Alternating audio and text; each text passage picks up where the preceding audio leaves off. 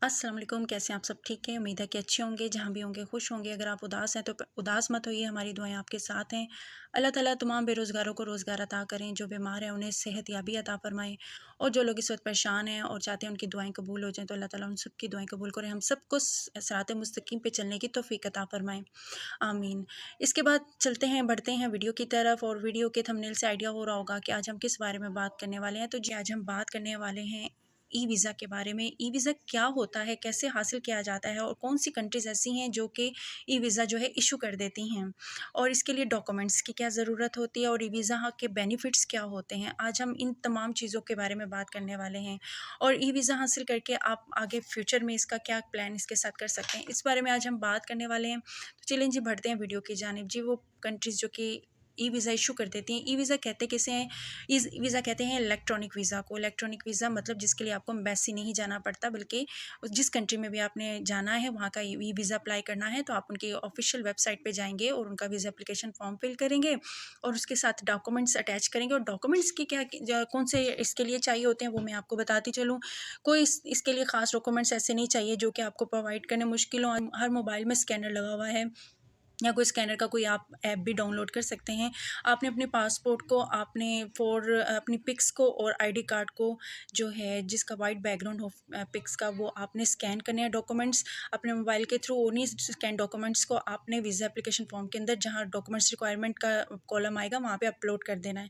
उसके बाद आप इनकी वीज़ा फ़ीस जो है वो सबमिट करेंगे, जो कि बहुत ज़्यादा नहीं होती है, फिनोमिनल सी होती है, इतनी होती है कि आप अफोर्ड ईजिली कर सकते हैं। आगे फॉर्म को सबमिट कर देते हैं, और आपको 3 to 5 वर्किंग डेज़ के अंदर इसका रिस्पॉन्स आ जाता है और ये वीज़ा मिल जाता है, और इसके लिए आपको एम्बेसी के धक्के नहीं खाने पड़ते हैं। अच्छा, ये जो वीज़ा जो होता है, जो भी ई वीज़ा होता है वो नॉर्मली 30 डेज़ के लिए ही होता है।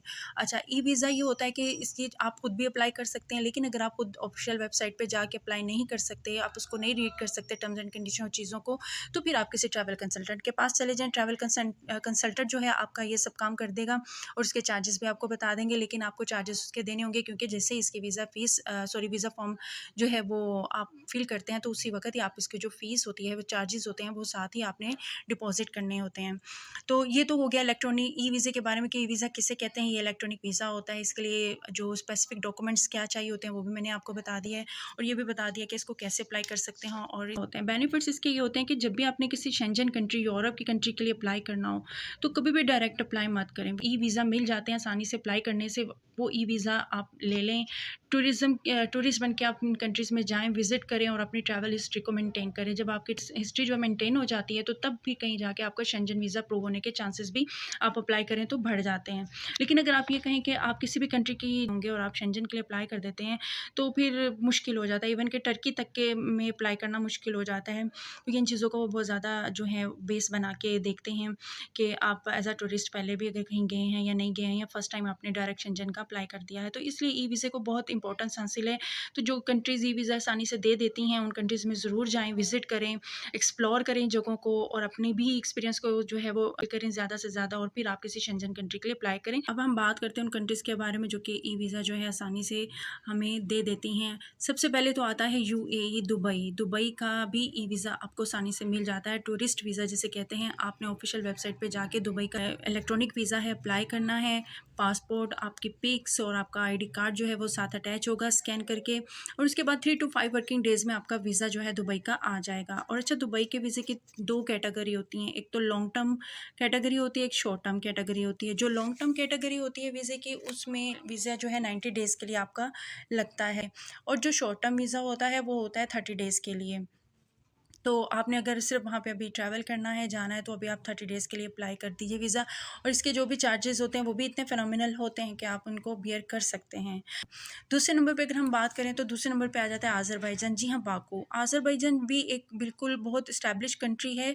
गो कि ये एक यूरोप कंट्री नहीं है, बट यूरोप की तरह बहुत ज़्यादा इस्टेब्लिश कंट्री है, बहुत खूबसूरत कंट्री है। यहाँ पे ए टू ज़ेड सब आपको जो है वो यूरोपियन ही कल्चर नज़र आएगा। तो आज़रबाईजान भी वीज़ा जो है इशू करता है। आपने इसी तरह करें, वेबसाइट पे जाना है, फॉर्म फिल करना और अपने डॉक्यूमेंट्स से अटैच कर देने हैं, तो आपको 3 to 5 या 5 to 8 वर्किंग डेज़ में अज़रबैजान का भी वीज़ा जो है लग जाएगा। इसका वीज़ा जो होता है वो स्टैंडर्ड भी होता है, नॉर्मल भी होता है। नॉर्मल वीज़ा वही होता है जो 3 to 5 या 5 to 8 वर्किंग डेज़ में लगता है, और जो स्टैंडर्ड वीज़ा होता है वो ये होता है कि आपको अगर इमरजेंसी लगवाना पड़ गया है और आप चाहते हैं कि जल्दी आपको वीज़ा रिसीव हो जाए, तो 2 या 3 घंटों का होता है। 2 या 3 घंटों में इसका प्रोसेसिंग टाइम होता है, वो आपको वीज़ा रिसीव हो जाता है।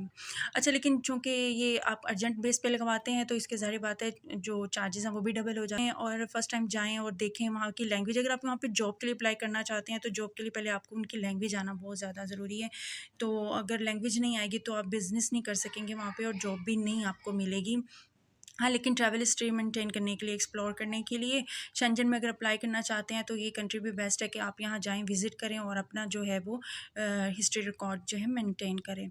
हमने बात की यूएई की, हमने बात की अज़रबैजान की। तीसरे नंबर पे कंट्री आती है मलाइशिया। जी, मलाइशिया के भी इसी तरह से ही आपको जो है वीज़ा मिल जाता है ऑनलाइन अप्लाई करने से, और डॉक्यूमेंट स्कैन करके अटैच कर दीजिए, और इसी तरह उसका प्रोसेसिंग टाइम है, और इस तरह मलाइशिया में भी आप जाके ईज़िली विज़िट करके आ सकते हैं।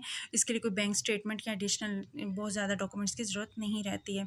इसी तरह अगर बात करें तो सिंगापुर भी है, और लेकिन सिंगापुर का थोड़ा-सा लगना इसलिए मुश्किल हो जाता है कि उसके लिए आपको बैंक स्टेटमेंट भी चाहिए होती है, आपको इन्विटेशन लेटर की भी ज़रूरत पड़ती है उसके लिए, लेकिन वो भी ई वीज़ा इशू हो जाता है, लेकिन आप यहाँ भी विज़िट करके देख सकते हैं। उसके अलावा रीजन की एक बात करती जाऊँ, अगर आप अज़रबैजान बाय एयर भी जा सकते हैं, और उसके अलावा अज़रबैजान आप बाय रोड भी जा सकते हैं। बाय रोड अगर आप जा रहे हैं, तो आपको पहले ईरान जाना पड़ेगा, ईरान का ट्रांज़िट वीज़ा लेना होगा, जो कि 7 डेज़ का होगा। उसके नॉमिनल से चार्जेज़ होंगे, कुछ 6 से 7 हज़ार आई थिंक सो होंगे उसके, वो आप देख लीजिएगा। तो ट्रांज़िट वीज़ा 7 डेज़ के लिए आपको इशू करवाना पड़ेगा, वो भी इसी तरह ऑनलाइन हो जाएगा। उससे ये होगा कि फिर आप अज़रबैजान के थ्रू जो है बाकू में सॉरी, ईरान के थ्रू बाय रोड आप बाकू अज़रबैजान जा सकेंगे। लेकिन उसके लिए पहले अज़रबैजान का वीज़ा लगवा लें, और फिर आप ईरान का लगवाएँ, और उसमें आपको जो है वो बताना होगा कि आपने इस तरह अज़रबैजान जाना है, आपका वीज़ा लग गया है, और आपको यहाँ से गुज़रने के लिए ट्रांज़िट वीज़ा दिया जाए। तो ये होता है जी ट्रांज़िट वीज़ा, और उसके बाद आप बाय रोड फिर बाकू की तरफ चल सकते हैं, और इससे आपका एयरलाइन की बनिस्बत बाय रोड जाने से आधा-आधा खर्चा आता है, यानी कि आप एयरलाइन के थ्रू भी जा सकते हैं डायरेक्ट अज़रबैजान। लेकिन अगर आप अपने एक्सपेंस को बचाना चाहते हैं, या आप इतना बियर नहीं कर सकते हैं, तो फिर बाय रोड चले जाएँ, एक्सपेंस हाफ़ हो जाएँगे। तो ये थी थोड़ी-सी वो इन्फॉर्मेशन जो बिगिनर्स के लिए है, जो कि जानना चाहते थे कि कौन-सी कंट्रीज़ जो हैं ये वीज़ा दे देती हैं, जो से पूछे थे कि ये वीज़ा और किन-किन कंट्रीज़ का जो है वो ओपन हो गया और लग सकता है। तो ये वो कंट्रीज़ हैं जिनके वीज़े जो हैं लग रहे हैं, और आप घर बैठ के भी इसको लगा सकते हैं। लेकिन अगर फिर भी आप नहीं अप्लाई कर सकते हैं, आपको नहीं इतना नो हाउ है इन चीज़ों की, तो फिर आप किसी ट्रैवल कंसल्टेंट के पास चल, ट्रैवल एजेंट की ज़रूरत नहीं है।